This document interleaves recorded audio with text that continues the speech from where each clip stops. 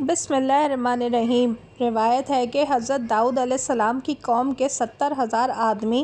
عقبہ کے پاس سمندر کے کنارے ایلا نامی گاؤں میں رہتے تھے، اور یہ لوگ بڑی فراغی اور خوشحالی کی زندگی بسر کرتے تھے۔ اللہ تعالیٰ نے ان لوگوں کا اس طرح امتحان لیا کہ سنیچر کے دن مچھلی کا شکار ان لوگوں پر حرام فرما دیا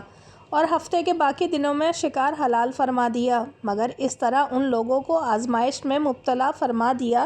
کہ سنیچر کے دن بے شمار مچھلیاں آتی تھیں اور دوسرے دنوں میں نہیں آتی تھیں، تو شیطان نے ان لوگوں کو یہ حیلہ بتا دیا کہ سمندر سے کچھ نالیاں نکال کر خشکی میں چند حوض بنا لو، اور جب سنیچر کے دن ان نالیوں کے ذریعے مچھلیاں حوض میں آ جائیں تو نالیوں کا منہ بند کر دو، اور اس دن شکار نہ کرو بلکہ دوسرے دن آسانی سے ان مچھلیوں کو پکڑ لو۔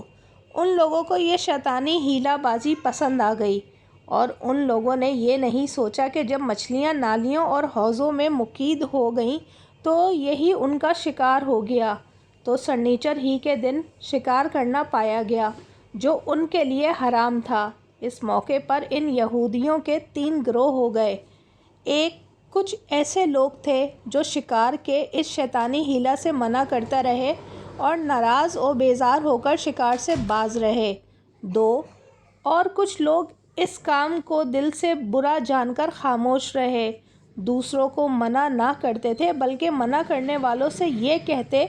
تھے کہ تم لوگ ایسی قوم کو کیوں نصیحت کرتے ہو جنہیں اللہ تعالیٰ ہلاک کرنے والا یا سخت سزا دینے والا ہے۔ تیسرے کچھ وہ سرکش و نافرمان لوگ تھے جنہوں نے حکم خداوندی کے اعلانیہ مخالفت کی اور شیطان کی حیلہ بازی کو مان کر سنیچر کے دن شکار کر لیا اور ان مچھلیوں کو کھایا اور بیچا بھی۔ جب نافرمانوں نے منع کرنے کے باوجود شکار کر لیا تو منع کرنے والی جماعت نے کہا کہ اب ہم ان معیشت کاروں سے کوئی میل ملاپ نہیں رکھیں گے۔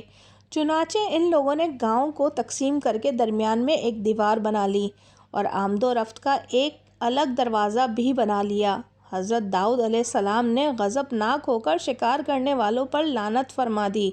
اس کا اثر یہ ہوا کہ ایک دن خطا کاروں میں سے کوئی باہر نہیں نکلا تو انہیں دیکھنے کے لیے کچھ لوگ دیوار پر چڑھ گئے تو کیا دیکھا کہ وہ سب بندروں کی صورت میں مسخ ہو گئے ہیں۔ اب لوگ ان مجرموں کا دروازہ کھول کر اندر داخل ہوئے تو وہ بندر اپنے رشتہ داروں کو پہچانتے تھے اور ان کے پاس آ کر ان کے کپڑوں کو سونگھتے تھے اور زاروں زار روتے تھے، مگر ان بندر بن جانے والوں کو نہیں پہچانتے تھے۔ ان بندر بن جانے والوں کی تعداد 12,000 تھی۔ یہ سب 3 دن تک زندہ رہے اور اس درمیان میں کچھ کھا پی بھی نہ سکے بلکہ یوں ہی بھوکے پیاسے سب کے سب ہلاک ہو گئے۔ شکار سے منع کرنے والا گروہ ہلاکت سے سلامت رہا، اور صحیح قول یہ ہے کہ دل سے برا جان کر خاموش رہنے والوں کو بھی اللہ تعالیٰ نے ہلاکت سے بچا لیا۔ سورہ البقرہ آیت 65۔ اس واقعے کا اجمالی بیان تو سورہ البقرہ کی اس آیت میں ہے۔ اور بے شک ضرور تمہیں معلوم ہے تم کہ وہ جنہوں نے ہفتے میں سرکشی کی تو ہم نے ان سے فرمایا کہ ہو جاؤ بندر دھتکارے ہوئے، اور مفصل واقعہ سورہ اعراف میں ہے جس کا ترجمہ یہ ہے، اور ان سے حال پوچھو اس بستی کا کہ دریا کنارے تھی جب وہ ہفتے کے بارے میں حد سے بڑھتے، جب ہفتے کے دن ان کی مچھلیاں پانی پر تیرتی ان کے سامنے آتیں اور جو دن ہفتے کا نہ ہوتا تو نہ آتیں، اس طرح ہم انہیں آزماتے تھے ان کی بے حکمی کے سبب۔ اور جب ان میں سے ایک گروہ نے کہا کیوں نصیحت کرتے ہو ان لوگوں کو جنہیں اللہ ہلاک کرنے والا ہے یا انہیں سخت عذاب دینے والا ہے، بولے تمہارے رب کے حضور معذرت کو اور شاید انہیں ڈر ہو۔ پھر جب وہ بھلا بیٹھے جو نصیحت انہیں ہوئی تھی، ہم نے بچا لیے وہ جو برائی سے منع کرتے تھے، اور ظالموں کو برے عذاب میں پکڑا بدلہ ان کی نافرمانی کا۔ پھر جب انہوں نے ممانعت کے حکم سے سرکشی کی، ہم نے ان سے فرمایا ہو جاؤ بندر دھتکارے ہوئے۔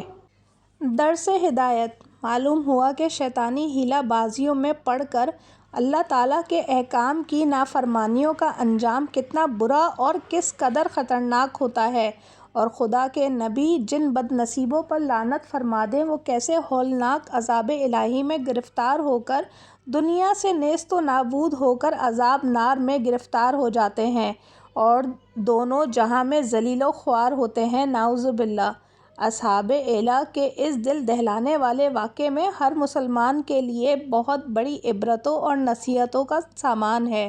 کاش اس واقعے سے مسلمانوں کے قلوب میں خوف خداوندی کی لہر پیدا ہو جائے اور وہ اللہ اور رسول عز و جل